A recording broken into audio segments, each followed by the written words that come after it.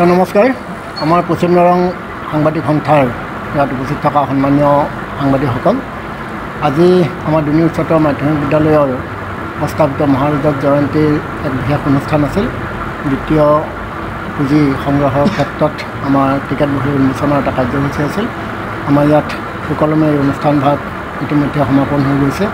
আমাৰ আজি এই সাংবাদিক মেলত আমাৰ বিদ্যালয়ৰ অধ্যক্ষা হাজৰিকা বাইদেউ, আমাৰ স্মৃতিগ্ৰন্থ উপসমিতিৰ সভাপতি ডক্টৰ কমলাকান্ত শৰ্মাদেউ আৰু আমাৰ বিত্তীয় কমিটিৰ সম্পাদক বিষ্ণুৰায় শৰ্মা উপস্থিত আছে।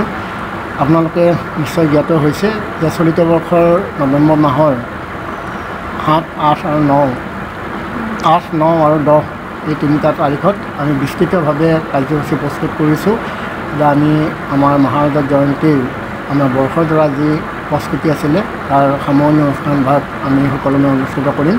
আৰু সেই উপলক্ষে ইতিমধ্যে আমাৰ প্ৰায় 10খন উপসমিতি ইতিমধ্যে গঠন হৈ গৈছে আৰু আটাইখিনি উপসমিতিয়ে ইতিমধ্যে কাম কাজবিলাক আৰম্ভ কৰিছে।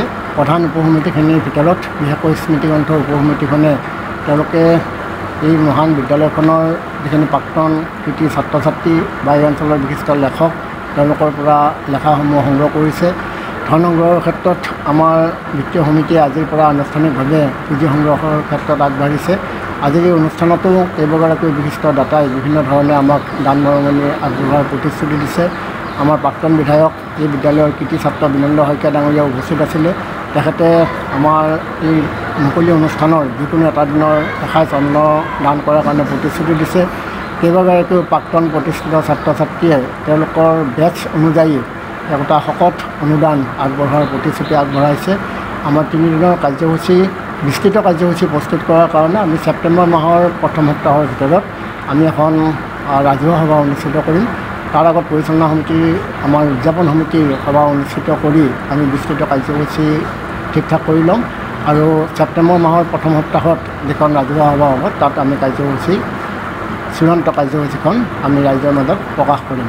আমাৰ মুকলি অনুষ্ঠানত আমি আশা ৰাখিছোঁ অসমৰ জনপ্ৰিয় মুখ্যমন্ত্ৰী ডক্টৰ হিমন্ত বিশ্ব শৰ্মা ডাঙৰীয়াকো আমি বিশেষভাৱে আহ্বান জনাম। ইতিমধ্যে তেখেতক আমি আমাৰ এই কাৰ্যসূচী সম্পৰ্কত আনুষ্ঠানিকভাৱে অৱগত কৰাইছোঁ। গতিকে মুখ্যমন্ত্ৰী ডাঙৰীয়া উপস্থিত থকাৰ এটা যথেষ্ট সম্ভাৱনা থাকিব। আমি তেনেধৰণেই মুকলি অনুষ্ঠানটো আগবঢ়াই লৈ যাম বুলি ভাবিছোঁ। আৰু সমসাময়িকভাৱে এই মহাৰাজা জয়ন্তীৰ লগত বিদ্যালয়খনৰ এই ঐতিহ্যপূৰ্ণ পশ্চিম দৰঙৰ মহান বিদ্যালয়খনৰ উন্নয়নৰ ক্ষেত্ৰত আমাৰ যিহেতুকে উদযাপন সমিতিৰ সভাপতিগৰাকী ইয়াৰ স্থানীয় বিধায়ক ডক্টৰ পৰমানন্দ ৰাজবংশী, তেখেতকো আমাৰ ৰাইজে বা আমাৰ উদযাপন সমিতিয়ে বাৰম্বাৰ অনুৰোধ কৰিছে যে যাতে এই বিদ্যালয়খনত প্ৰায় 10 কোটিমান টকাৰ এটা অনুদান দি বিদ্যালয়খনৰ যিখিনি পুৰণা গৃহ এই গৃহখিনি নতুন পৰ্যায়লৈকে লৈ যাব পাৰে। আৰু এই পশ্চিম দৰঙত অভাৱ হৈ থকা আজি স্বাধীনতাৰ প্ৰায় 75 বছৰ হৈ গ'ল, আজিলৈকেও ইয়াত বিজ্ঞান শাখাটো আমাৰ এখন বিদ্যালয়তো নাই। এই পুৰণা বিদ্যালয়খনত যাতে বিজ্ঞান শাখাটো এই বৰ্ষটোৰ ভিতৰতে তেখেতে আনি দিব পাৰে তাৰ কাৰণেও দাবী উত্থাপন হৈছে বা এই অভাৱটো পূৰণ হ'ব বুলি আমি আশা ৰাখিছোঁ। এনেধৰণে সামগ্ৰিকভাৱে বিদ্যালয়খনৰ শৈক্ষিক আৰু ইয়াৰ আন্তঃগাঁথনি উন্নয়নৰ লগতো আমি উদযাপন সমিতিয়ে অহৰহ চেষ্টা চলাইছোঁ। আমি আশা ৰাখোঁ যে এই বিদ্যালয়খনৰ উন্নয়নৰ লগত আৰু আহি থকা এই 3 দিনীয়া কাৰ্যসূচীৰ যি বৃহৎ অনুষ্ঠান হ'ব এই অনুষ্ঠান সাফল্যমণ্ডিত হ'ব। আমি প্ৰচাৰ মাধ্যমৰ আপোনালোক আটাইকে অনুৰোধ কৰিছোঁ যাতে আপোনালোকে ব্যাপক হাৰত প্ৰচাৰ কৰি আমাৰ এই 75 বছৰৰ যিমানখিনি প্ৰাক্তন ছাত্ৰ ছাত্ৰী বিভিন্ন ঠাইত আছে, অসমৰ বিভিন্ন ঠাইত তেওঁলোক সকলোৱে জ্ঞাত হয় আৰু আটাইখিনি প্ৰাক্তন ছাত্ৰ ছাত্ৰী যাতে আমাৰ সামৰণি অনুষ্ঠানৰ এই 3দিনীয়া কাৰ্যসূচীতেই উপস্থিত থাকে তাৰ কাৰণে আমি আপোনালোকৰ জৰিয়তে আহ্বান জনাইছোঁ ব্যাপক হাৰত প্ৰচাৰ কৰিবৰ কাৰণে। আৰু স্মৃতিগ্ৰন্থৰ সভাপতি মহোদয় আজি আমাৰ মাজত উপস্থিত আছে। স্মৃতিগ্ৰন্থৰ কাৰণেও ইতিমধ্যে বাতৰি কাকত যোগে প্ৰচাৰ তেখেতসকলে কৰিছে যে বিদ্যালয়খনৰ লগত সামঞ্জস্য থকা বা শিক্ষা সম্পৰ্কত সামঞ্জস্য থকা লেখা তেখেতসকলে আহ্বান কৰিছে। আমি আজিও আপোনালোকৰ জৰিয়তে তেনে আহ্বান কৰিলোঁ যাতে আমাৰ সকলোখিনি ইচ্ছুক ব্যক্তিয়ে ছাত্ৰ ছাত্ৰীয়ে বা কৃতিমান ছাত্ৰ ছাত্ৰীয়ে আৰু এই বিদ্যালয়খনৰ সৰ্বাংগীনভাৱে উন্নয়ন কামনা কৰা ব্যক্তিয়ে এই উৎসৱ আৰু বিদ্যালয়খনৰ সৈতে অংগাংগীনভাৱে জড়িত হয় তাৰ কাৰণে আমি আপোনালোকৰ জৰিয়তে তেখেতসকললৈকে অনুৰোধ জনাইছোঁ। আমাৰ প্ৰথম যিখন ৰাজহুৱা সভা অনুষ্ঠিত হৈছিল সেই সভাখনতো এই কথাখিনি ৰাইজৰ ফালৰ পৰা উপস্থাপন হৈছিল। ইয়াৰ আগৰ বিধায়ক ডাঙৰীয়া বিনন্দ শইকীয়া ডাঙৰীয়া বিধায়ক থাকোঁতে তেখেতে বিজ্ঞান শাখাৰ কাৰণে অনুদান দি গৃহ নিৰ্মাণ কৰি থৈছে, কিন্তু পৰৱৰ্তী সময়ত চৰকাৰে এইটো ইয়াত চেংচন দিয়া নাই আজিলৈকে বিজ্ঞান শাখাটো। আৰু আপোনালোকে জানে যে পশ্চিম দৰঙত বিজ্ঞান শাখাৰ বিদ্যালয় নাই। আমি সুদূৰ দেওমনৈ বা চিপাঝাৰলৈকে আমাৰ এই অঞ্চলৰ দুখীয়া ছাত্ৰ ছাত্ৰীসকল যাব লগা হৈছে বিজ্ঞান পঢ়িবৰ ক্ষেত্ৰত।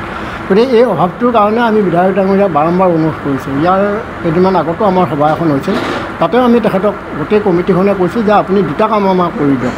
এক গৃহ নিৰ্মাণৰ কাৰণে আপুনি গোটেই প্লটটো পৰিৱৰ্তন কৰি দিয়ক আৰু বিজ্ঞান শাখাটো আমাক আনি দিয়ক। আমাক লাগিলে কমাৰ্চ বা অন্যান্য নালাগে, কিন্তু বিজ্ঞানটো আমাৰ বেছি জৰুৰী বুলি আমি তেখেতক অনুৰোধ কৰিছোঁ। আৰু যিহেতুকে ইয়াৰ ইনফ্ৰাষ্ট্ৰাকচাৰটো হৈ আছে, ঘৰটো ইয়াৰ আগত বনাই থৈছে, কিন্তু শাখাটো চেংচন হোৱা নাই। কৰাৰ কাৰণে আমি 21 লাখ টকাৰ বাজেট এখন প্ৰস্তুত কৰিছোঁ। প্ৰাৰম্ভিক ভাৱত আমি 17 লাখ টকাৰ বাজেট কৰিছিলোঁ, কিন্তু যিহেতুকে আমাৰ এইটো এবছৰ আগত আছিলে, আমাৰ বিভিন্ন কাৰণত বিশেষকৈ নিৰ্বাচন বা অন্যান্য কাৰণত আমি অলপমান পিছ হ'ব লগা হৈছে। সেইকাৰণে বাজেটটো আমাৰ অলপমান বৰ্ধিত হৈছে। আমি প্ৰায় 21 লাখ টকাৰ এখন বাজেট ইতিমধ্যে আমি ঠিক কৰিছোঁ। আমাৰ প্ৰাক্তন ছাত্ৰ সন্মিলনী ইতিমধ্যে গঠন হৈ গৈছে। আমাৰ প্ৰাক্তন বিধায়ক বিনন্দ শইকীয়া ডাঙৰীয়া সভাপতি আৰু প্ৰাক্তন ছাত্ৰ আমাৰ মাননীয় বিষ্ণু ৰায় শৰ্মা ডাঙৰীয়া সম্পাদক। এই প্ৰাক্তন ছাত্ৰ সন্মিলনীয়ে ইতিমধ্যে এটা ৱেবছাইট মুকলি কৰিছে। আমি ভাবিছোঁ আমি একেখনেই বিদ্যালয় যিহেতুকে, গতিকে আমি উদযাপন কমিটি আৰু সুকীয়াকৈ ৱেবছাইটটো কৰিব খোজা নাই। কিন্তু ধৰ্নাংগৰৰ ক্ষেত্ৰত আজি আমাৰ ইয়াত উপস্থিত বিশেষকৈ কৃতি ছাত্ৰ অৱসৰী এগৰাকী অভিযন্তা অধীক্ষক নিত্যানন্দ শৰ্মা, তেখেতেও এটা পৰামৰ্শ দিছে যে আমি এটা ছ'চিয়েল মিডিয়াৰ জৰিয়তে আমি প্ৰচাৰ কৰিব লাগে ধৰ্নাংগৰৰ ক্ষেত্ৰত, আমাৰ একাউণ্টছ নাম্বাৰটো ৰাজহুৱা কৰিব লাগে। আৰু আপোনালোকৰ পৰাও পৰামৰ্শটো আহিছে, আমি এসপ্তাহৰ ভিতৰত আমাৰ যিটো একাউণ্টছ খোলা হৈছে এইটো আমি ৰাজহুৱা কৰিম।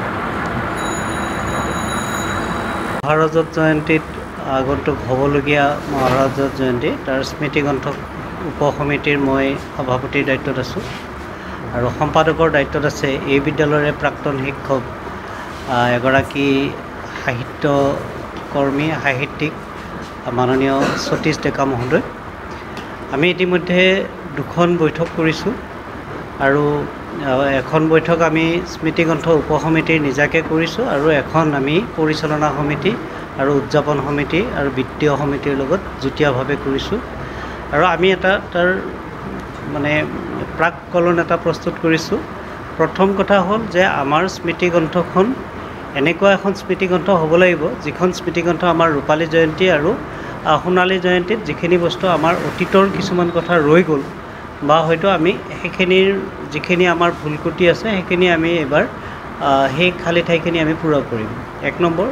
আৰু 2 নম্বৰ হ'ল আমি আমাৰ প্ৰাক্তন ছাত্ৰ ছাত্ৰীসকল এতিয়া অসমৰ তথা ভাৰতৰ বিভিন্ন ঠাইত যথেষ্টখিনি সাহিত্যানুৰাগী বা সাহিত্যিক ব্যক্তি আছে, লিখা মেলাত হাত থকা ব্যক্তি আছে। আমি প্ৰত্যেককে আমি তেওঁলোকক লিষ্ট কৰি তেওঁলোকৰ লগত সংযোগ কৰিছোঁ আৰু নিজা নিজা তেওঁলোকৰ বিষয়ত আমি লিখা আহ্বান কৰিছোঁ। আমাৰ স্মৃতিগ্ৰন্থখনৰ কলেবৰ আমি 300 পৃষ্ঠা নিৰ্ধাৰণ কৰিছোঁ আৰু সংখ্যা নিৰ্ধাৰণ কৰিছোঁ 2000 কপি। ইতিমধ্যে আমাৰ মূল সমিতিৰ লগত আলোচনা কৰি আছে। আমাৰ প্ৰেছ নিৰ্ধাৰণ খুব কম দিনৰ ভিতৰতে হ'ব, এসপ্তাহমানৰ ভিতৰতে। আৰু লিখা আমাৰ প্ৰায় 40% লিখা আহিছে। আৰু আটাইতকৈ আমি বেছি এটা গুৰুত্ব দিছোঁ যে আমাৰ যিসকল প্ৰাক্তন ছাত্ৰ ছাত্ৰী আছে তেওঁলোকৰ যদি কোনোবাই দীঘলীয়া লিখাও লিখেও নহয়, আমি অনুভৱ শিতান এটা দিছোঁ আৰু এই অনুভৱ শিতানত প্ৰায় আমি 200 পৰা 250 গৰাকী ছাত্ৰ ছাত্ৰীক আমি ইয়াত অন্তৰ্ভুক্ত কৰিছোঁ। আৰু যথেষ্ট উৎসাহৰে এই ছাত্ৰ ছাত্ৰীসকলে আমাক অনুভৱৰ কলমত তেওঁলোকৰ লিখা দিছে। আমি ভাবিছোঁ যে আমি এখন সৰ্বাংগ সুন্দৰ স্মৃতিগ্ৰন্থ, আমাৰ ইতিমধ্যে নাম প্ৰস্তুত হোৱা নাই বাৰু, নামাকৰণ সম্পৰ্কত আমাৰ পৰৱৰ্তী সাধাৰণ সভাত সিদ্ধান্ত হ'ব ছেপ্টেম্বৰ মাহত। গতিকে আমি বাজেট এতিয়ালৈকে আমাৰ 3.5 লাখ 4 লাখ এনেকুৱা বাজেট এটা হৈ আছে।